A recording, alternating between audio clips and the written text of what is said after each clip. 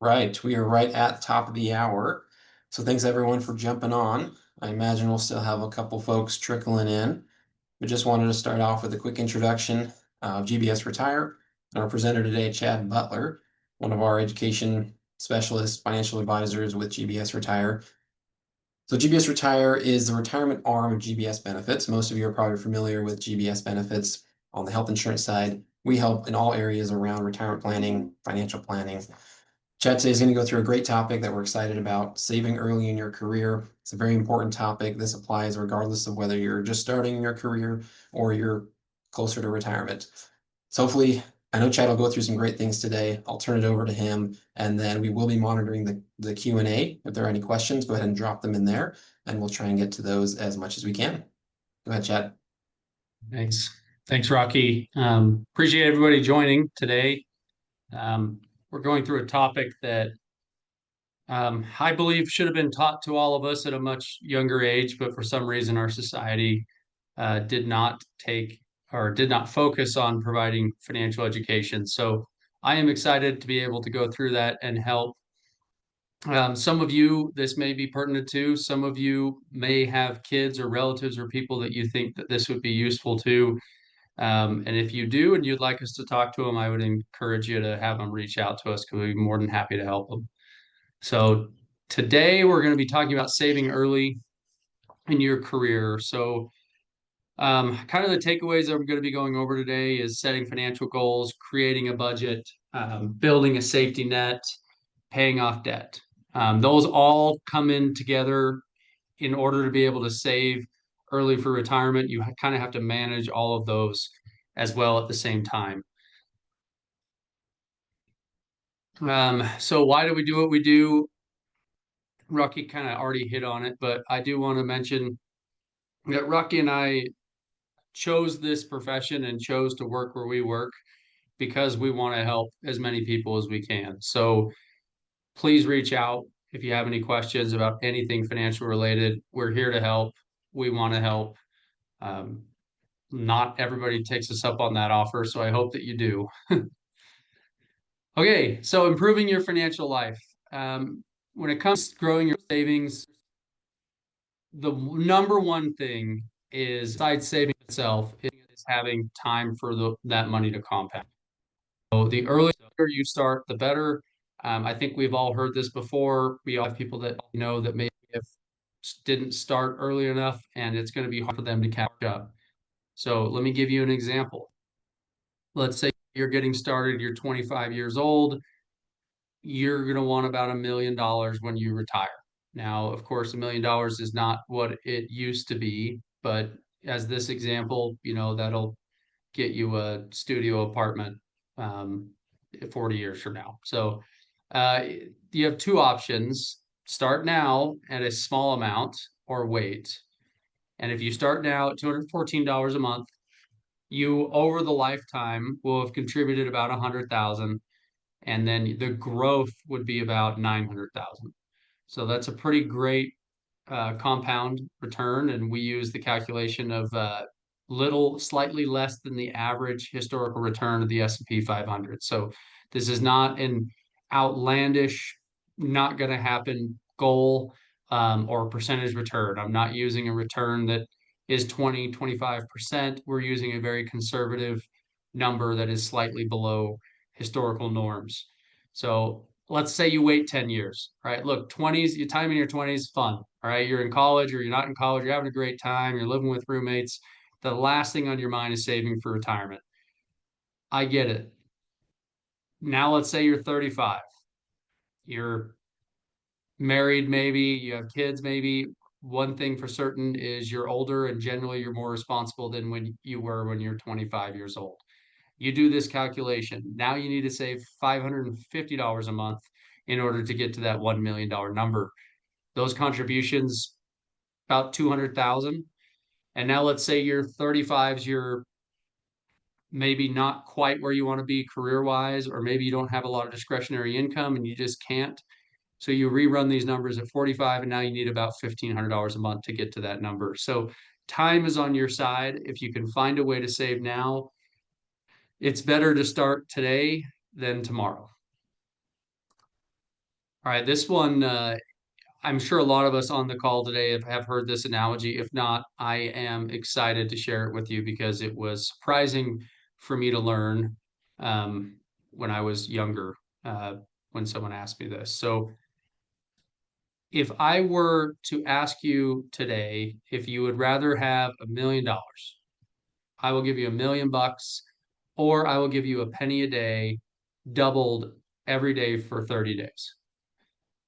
A majority of people that don't know compound interest would take the million.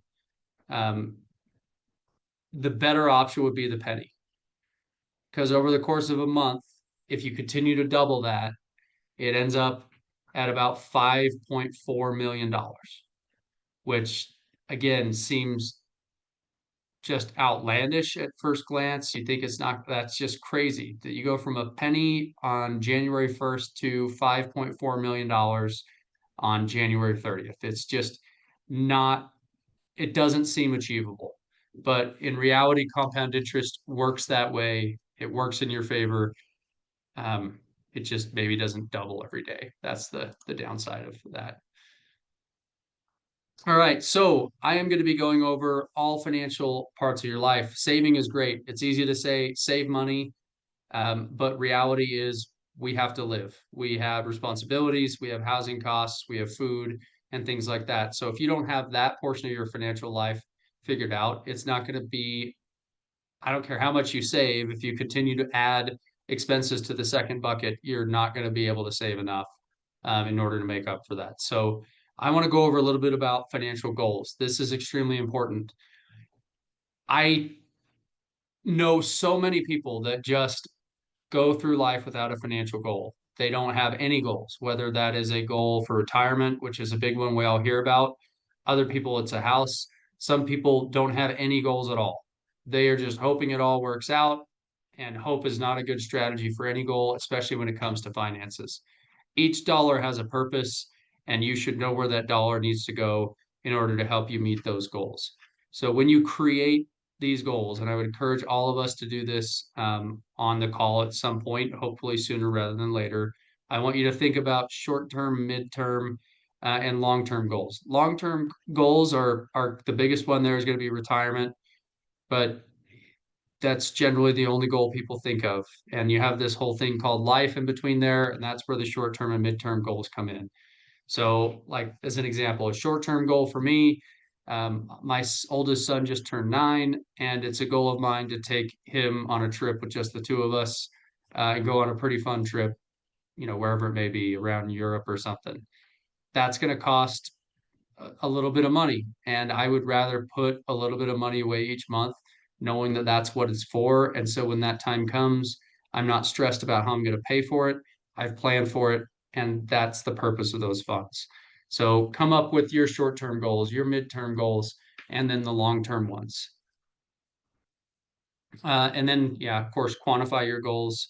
Um, how much are they going to cost? How much do you need to reach these goals?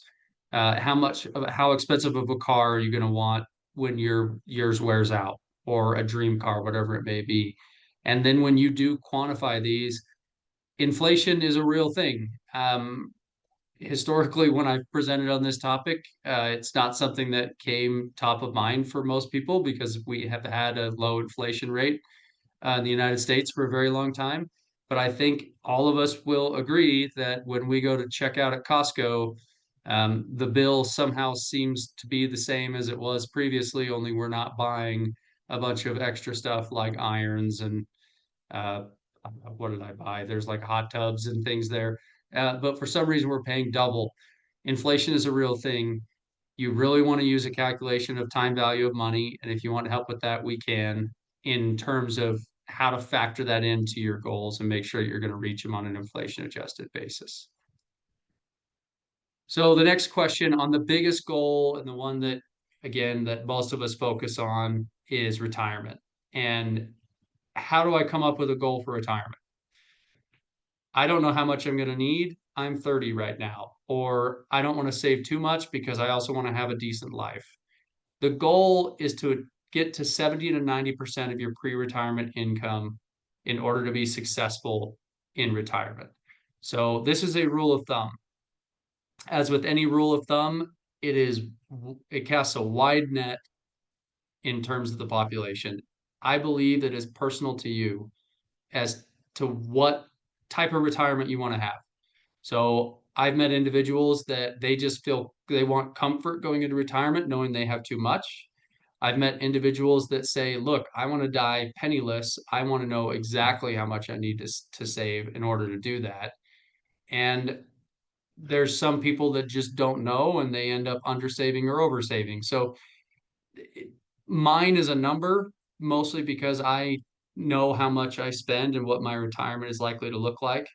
And I don't need to do 70 to 90%. I seriously doubt I'm going to be spending 90% of what I currently earn in retirement, especially if I've set up my expenses in such a way that they will be lower in retirement than they are during my younger years. So 70 to 90%, if you don't know, work towards that goal and you can fine tune it later.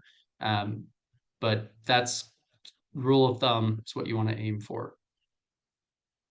And then prioritizing your goals. I'm not going to hit too much on this for the sake of time, but um, there is a certain framework that you want to go for. Number one, do you have enough money right now to pay an emergency that pops up so you're not financing stuff, whether that is a transmission for your car, a medical bill, you drop your phone off a bridge and now you got to buy a new one, and unfortunately they're not $300 flip phones or $200 flip phones like they used to be. What do you have saved currently for the most important goals, which are emergency savings? How much debt do you have? And how do we get out of debt so that we can really start saving? And then we can talk about the longer term goals. So you have to prioritize putting those in place. You may already have 2 or 3 of those goals hit, and then we can start talking about long term goals. But part of the way to get to those savings goals is a budget. I I have spent a period of time in my life where I budgeted to a T and I ended up amassing more money than I thought I would at a young age. And then time went on, and now I'm married and have kids, and I lost that budgeting mindset.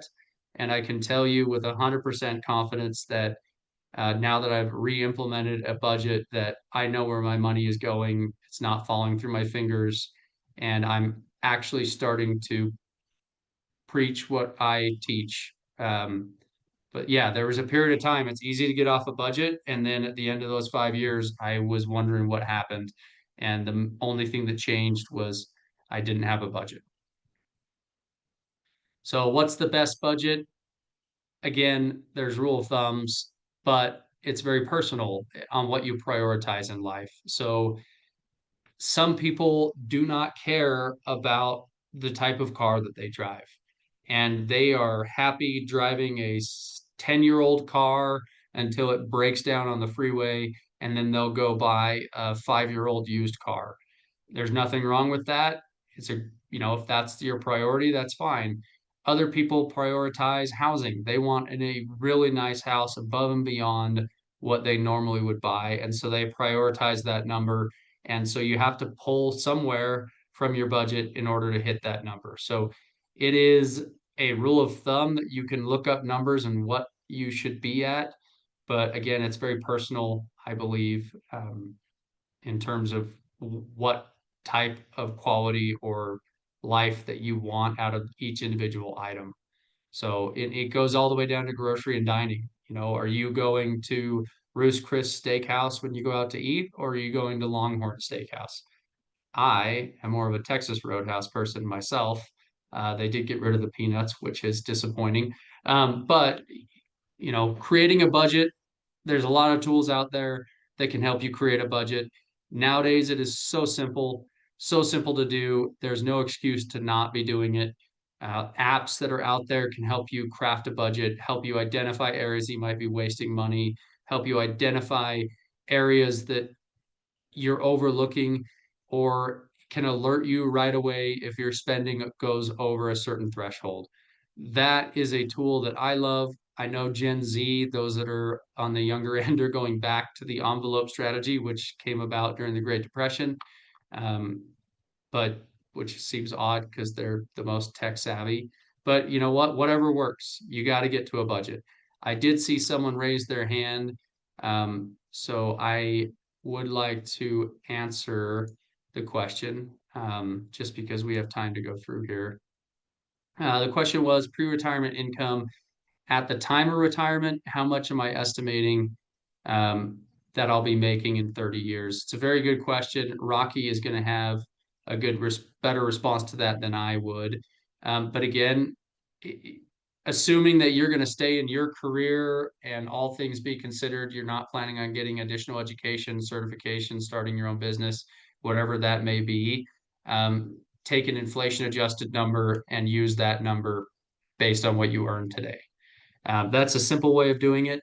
You know, the other way is as your income goes up, you go back and readjust those numbers to hit the 70 to 90%. So if you get a big pay bump and now when you run the numbers you're behind, you can do some simple calculations to see if you need to contribute more or if you're still going to be on track. Okay, building a safety net. This kind of goes back to the emergency fund. We don't know what's going to happen.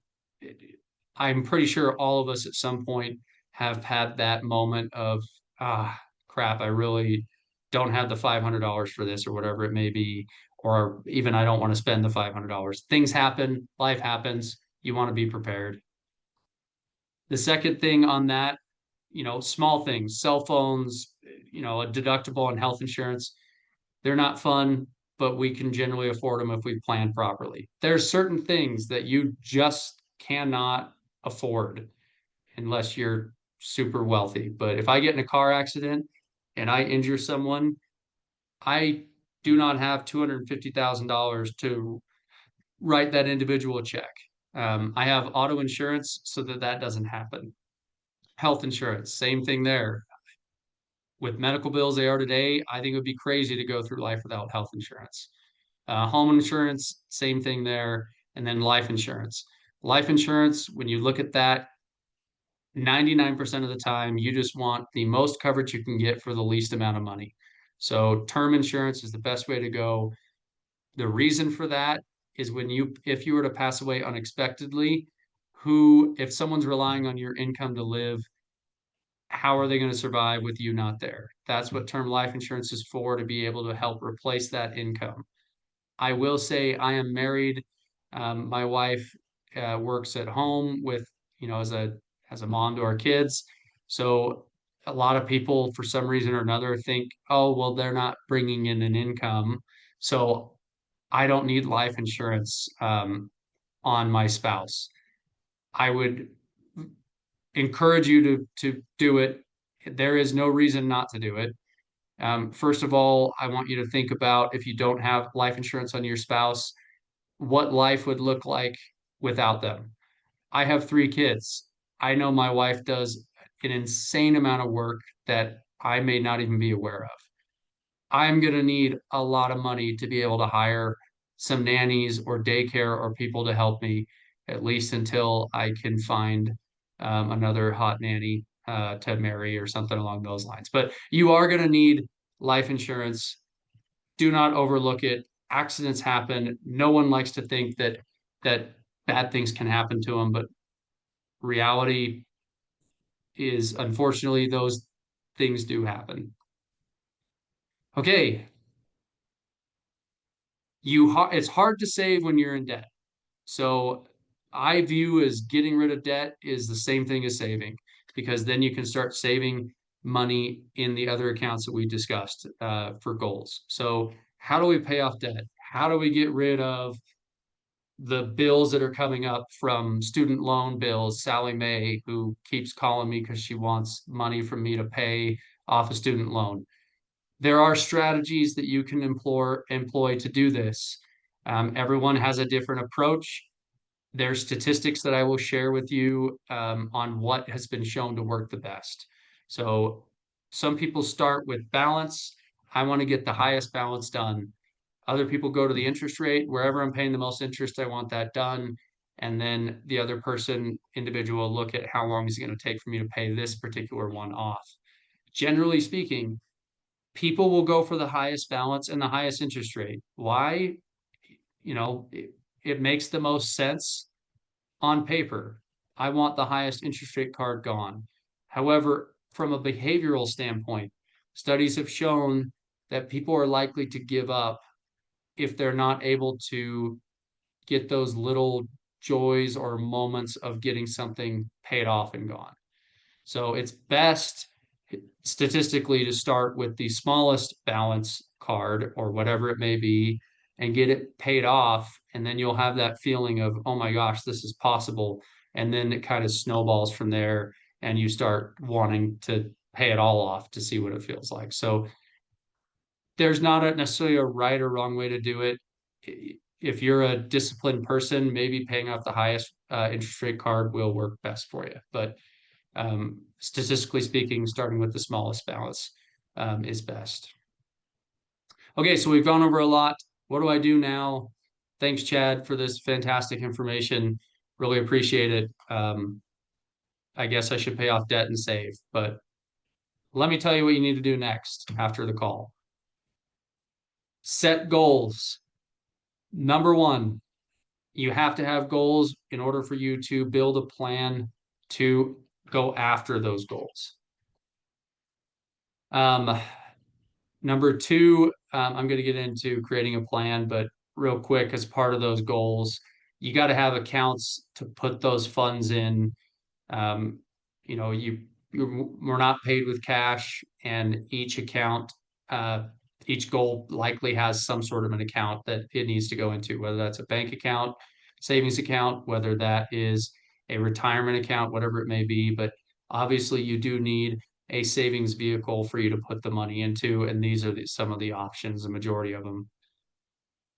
So, as part of those goals, you're going to want to create a plan to meet those goals. So let's say now you got the account, you got the goals in place. How do I get to it? That's where a financial plan comes into place.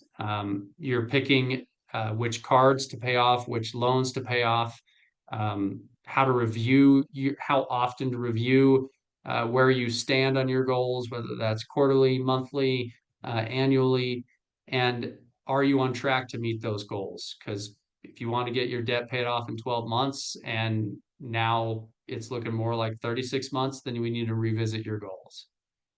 So, what's in a plan?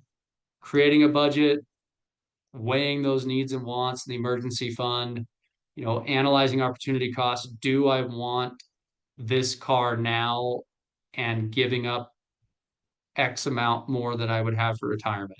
Do I want to take this trip now, or do I want to put that money away for a wedding or whatever it may be?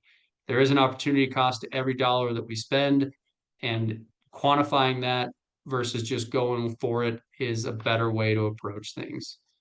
Making a spending savings plan, we went over that in terms of ways that you could stick to your budget. There's a lot of tools out there. And then limiting expenses when necessary. That is a tough one, mostly because today I feel like we have to subscribe to life. It bothers me more than you will ever know. For some reason or another, I get a charge from Apple every month for like $5.99. I know I'm paying them for something. I know that I need it because it's a cloud or whatever, but all of those little subscriptions add up. And so limiting your expenses when you're not necessarily using those services or if you don't need them at the time is a part of your plan. You gotta stay on top of those.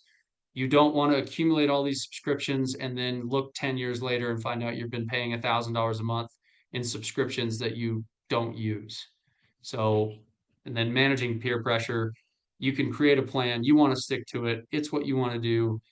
And of course, we all know neighbors, friends, family members that are doing things that we would want to do, but based on our plan, we're not able to do them. So managing that pressure and finding ways to relieve that pressure with maybe other things to do that don't cost a lot of money is something you want to consider as well. I want to share a story. It's a story that most of us know. NFL players go broke. 78% of them have gone bankrupt or end up in financial stress. There's actually, I forget who it was, but there was a rapper at some point who had lost all of his money right from the get-go. He was super successful, so he was able to make it up. But he went and coached newer up and coming rappers on not doing what he did. So I like to think of it as not doing what he rapped about in his rap songs, in order to stay on track. So 5 years after retirement, NBA players are broke. It's hard to believe, but when you have a ton of money coming in and it goes back to nowhere to put it, no goals, no place, no plan in place, the money will slip through your fingers like you would not believe. And I think most of us on this call probably have experienced that, or at least a period of time in our life we experienced that, where maybe we were getting an allowance as a kid and we spent it and now it's gone. We don't even know what we spent it on. So last thing I want to mention, we are here to help. I mentioned this at the beginning, so did Rocky. We want you to reach out to talk to us. We are not going to charge you a massive fee for us to talk to you and provide some education. That is not what we're here for. We're not on this call to try to get you to hire us to build a financial plan for $5,000. That's not our goal. Our objective here today is to help as many people as we can with a topic that doesn't get talked about enough and with people you don't really know who to trust. So how do you reach out to us? You can email us info@gbsretire.com. That will come to Rocky and I, and we both will be able to respond back to you there. You can also call the number on your screen. Will reach GBS Retire, both Rocky and myself, and we will be able to help you there. But I'm going to turn the time over back to Rocky for a couple minutes to do Q&A and kind of wrap things up. Awesome. Thanks, Chad. Great content we went through today. We did have a couple questions come through. One of them goes back to unsubscribing for services or subscriptions. Do you have any tips for feeling less guilty when unsubscribing for those services, especially if it's a smaller business or a local business? Ooh. So the smaller business one, I think, is the more one that we care about. It's tough, especially if you, in particular, if you know somebody, but depending on the product or service, just being honest with them. They are also likely thinking the same things you are in terms of budgeting and saving. And, I think if you were to explain to them why you're moving away from the subscription or pausing it for a period of time, that they should have an understand why you're doing that. And if they don't, or they make you feel really bad, then it's probably not something that you wanted anyways, because they were going to guilt you into keeping it for your life. So that is a tough one. I'm sorry. I wish I had a better response to that, but mine policy is honesty and just going to an individual and saying, hey, I would love to keep having you mow my lawn. You're great. You're fantastic. It's just I built a budget and a financial plan and I'm trying to change things up. And I've decided to do my lawn now myself. Dust off the lawnmower and get out there, whatever it may be. But I think majority of people out there will understand, um, if you just honest with them and explain why. Awesome. Another question we had come in is when it comes to buying a home versus renting. I know Chad, I like this one. Does it always make sense to buy? I live in a high cost of living area with high property prices and taxes. Gosh, it's almost like this question was teed up for me. I love it. Okay, so here's my opinion on housing. And again, it's just an opinion. But for the last 50, 60 years, or however long it's been, it has been just pounded into us. Home ownership, home ownership, home ownership. And it really kills me because home ownership is you're just consuming housing. Whether you're renting or buying, you're consuming housing. It doesn't matter which one you do. It's a matter of preference and how you want to pay for it. So housing at the end of the day is the second worst returning asset you could buy going back to 1950. Um, the reason for that is it's not earning you an income. It's costing you money every month to own it. It's costing you in maintenance to own it. It's costing you money to buy it, costs you money to sell it. It costs you money, and you mentioned it, property taxes, homeowners insurance, things that are out of your control. So it is not necessarily a great investment. Now, there is intangibles that do come along with that. Like for mine as example, when I bought my home, it was less expensive to buy than rent. So buying made financial sense for me. And it also made sense because my kids would be able to stay in the same school district and have friends in the neighborhood and things of that nature. But make no mistake about it, going back to opportunity cost, this home, hands down, has been the worst investment that I have ever made in my lifetime. And it still costs me money every single month. Anybody that tells you that their house is the best investment they've ever made, what I hear is that that person has never invested because it is a horrible investment. Now, everyone out there will disagree with me because they're looking at it from an emotional point of view and what their parents' experiences has been, and others that say my house has appreciated X amount. They never take into account the amount of money that they've put into it. They never take into account the opportunity cost. They never take into account the fact that you have no control over a lot of the bills and expenses that come with housing. So it is not all rainbows and gold. Flip side, renting has its drawbacks and has its benefits. Number one, you can control your housing cost. You can control it every year. If you want to change, change. If something happens to it, who cares? Dishwasher breaks, you pick up the phone. Hey, you may want to come fix your dishwasher because it doesn't work anymore. There's a lot to be said for that. If it's less expensive to rent and you save the difference and you're a disciplined person, if it's $4,000 to buy and $2,000 to rent and you save the 2,000 to spend it on mortgage interest, you are going to come out so far ahead of anybody that's ever purchased a home at that time. It's not even funny. It is dramatically different. It's the difference between you ending up with $5, $10 million or a house that's worth $1.5 million. Like it's unbelievable. The drawbacks to renting, you can't customize that house without the landlord getting mad. They may raise the rent and force you to move. There's a lot of drawbacks. Let's say the rent of the area that you live in goes up, up, up, up, and now you got to find a completely different part of the valley or state or wherever you're at to live.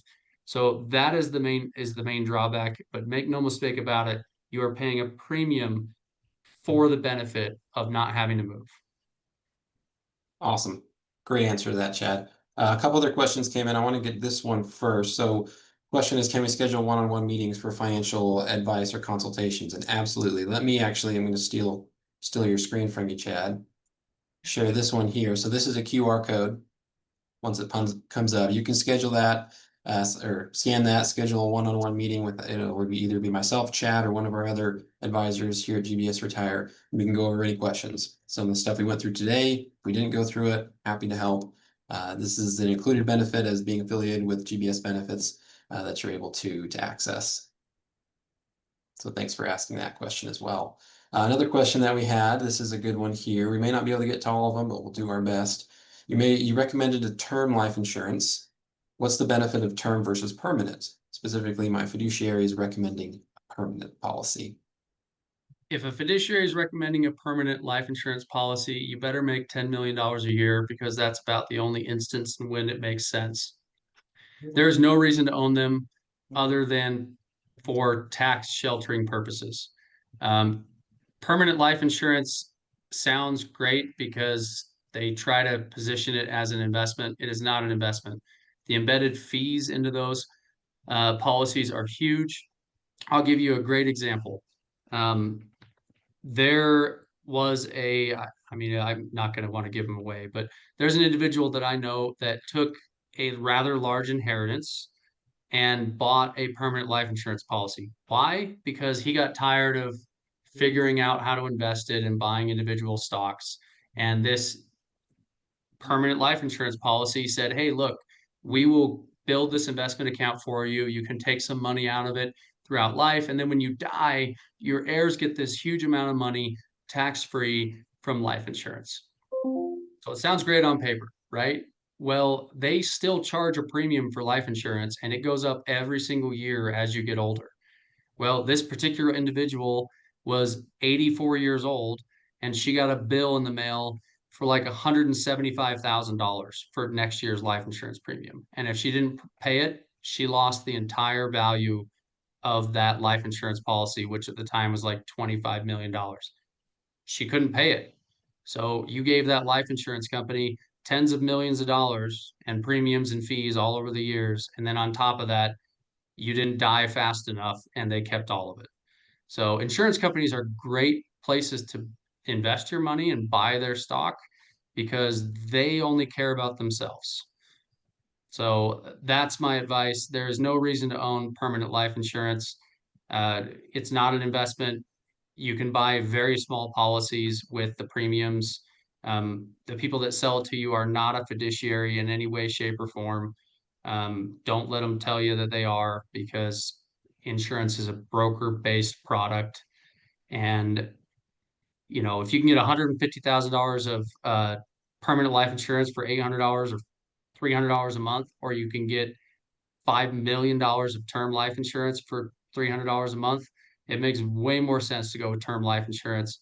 The purpose of it is to provide for whoever needs the money after you're gone, and permanent life insurance will never get you to that goal. And if you make a ton of money, then yes, they can make sense. But for those of us commoners and working people, um, it's just a way for insurance companies to take more money from you. Awesome. Yeah, and if you have more specific questions around your situation, you may have some extenuating circumstances, definitely schedule a call with us and we can go through them and explain more of why it makes sense when looking at your individual circumstance. A couple other questions. These are both around budgeting, so I'll just answer them together about the best budgeting tools. And I would say, sorry, Chad, to take your thunder, but the best Oh, budgeting go tool for it. is the one that works for you, right? The one that works for me is just a simple Excel spreadsheet that I'm able to manipulate and play with as much as I want. But then someone else may not like that. So find a couple, right? I'll give you a couple names. Honeydew. Honeydew is like a honeydew list, but it's an app that gets really good for couples and families. YNAB, You Need a Budget. It's the acronym YNAB. Is another good one. Dave Ramsey's Every Dollar is one that has a free version. Most of these have a free version and a paid version, and they all have trials, right? Go to the App Store or the Google Play Store, download the apps, get the free trial, and try them all and see which one you like. If it makes sense to pay $10 a month or whatever it is to improve your financial situation, I'd rather see you pay $10 a month to that than $10 a month on a streaming service that, for lack of better words, just wastes time. So find a couple of them that you like. I named a few: Dave Ramsey's Every Dollar, Honeydew, YNAB, Copilot Money or Copilot Finance, I believe, is another one. So find the one that works best for you. Chad, anything you add there? Now, I would say that's great. I know that there is one that I found value in called Rocket Money, Yeah. mostly because they ask you if you want to pay them anything or not, which I thought was kind of funny. Um, but the part of the benefit of there is mostly because of the subscriptions. So they monitor those like a hawk, and they'll tell you this subscription went up $1 a month. Doesn't seem like you're using this subscription, or did you know you're paying this much in for fitness subscriptions or streaming services? And then if you don't want to cancel it yourself, they will cancel it for you. Now they do charge, like if they were to call Comcast and or Xfinity and negotiate your rate from 150 to 100 a month, they do charge you like a 1 month of the savings that they got you, but they can cancel them for you. And quite frankly, if you're someone that's not going to, I would rather see you pay $4 a month to Rocket Money and have them proactively canceling these services for you, with a click of a button of you saying, "Yeah, I don't use it, cancel it." That's worth it. Yeah. That's a great recommendation. Rocket Money is a great resource as well.